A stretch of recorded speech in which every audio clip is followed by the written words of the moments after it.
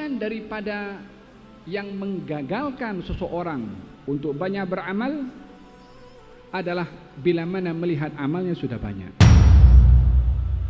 Dan bahagian yang menjadikan seseorang itu malas untuk beramal bila mana amalnya dilihat tidak bernilai apa-apa.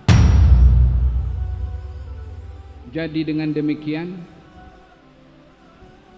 beramallah dan jangan menganggap remeh kepada amal. Beramallah, jangan merasa tersanjung dengan amal.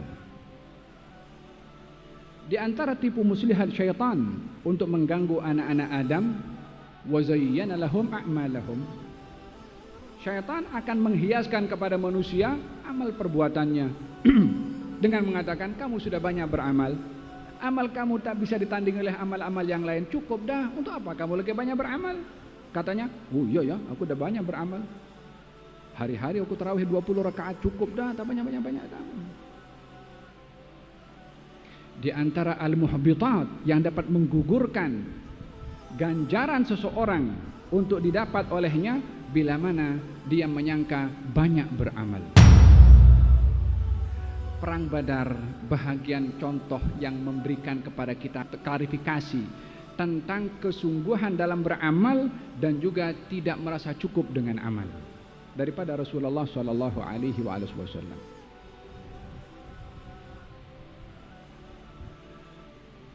Strategi yang dipakai waktu itu, satu onta digilir lebih daripada satu orang untuk silih berganti.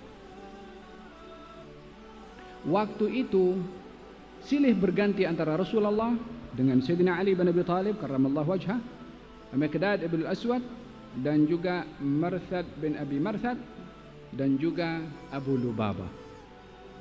Satu onta, 3-4 orang bertukar-tukar. Karena berjalan, ini berjalan di tengah-tengah padang pasir, bukan di jalan yang pakai ada AC-nya. Susah waktu itu. Dan bayangkan ada satu peperangan yang terjadi di zaman Nabi, namanya peperangan Dzatur Riqa'. Dzatur Riqa' itu peperangan di mana kaum muslimin merobek bajunya karena terlalu panas waktu itu, dililitkan di kakinya sebab sandalnya itu sampai tipis. Karena dimakan panasnya padang pasir, pijak itu sampai sandalnya bukan sandal terbuat dari karet, ini sandal terbuat daripada kulit. Itu pun tipis sehingga kuku mereka ini terkelupas karena dahsyatnya panas. Supaya kita tahu ini agama ini sampai ke sini bukan dengan tidur, tapi dengan perjuangan luar biasa mereka daripada generasi sebelum kita. Supaya kita menghargai, tidak akan seorang itu mempunyai masa depan kalau tidak menghargai masa yang sebelumnya. Tidak ada makna kepada satu generasi kalau tidak punya hubungan dengan generasi sebelumnya. Itu yang diceritakan di dalam Al-Quran, bukankah untuk mengikat kita dengan generasi sebelum? Sehingga mereka merobek bajunya, diikat kakinya, karena kakinya tak boleh lagi memijak keseliparnya terlalu tipis. Namanya Dzatur Riqa'.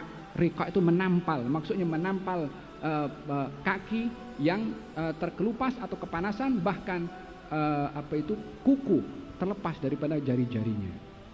Ianya adalah satu cabaran yang begitu luar biasa peperangan di musim panas pada waktu itu. Perang Badar musimnya musim panas, juga dalam keadaan berpuasa.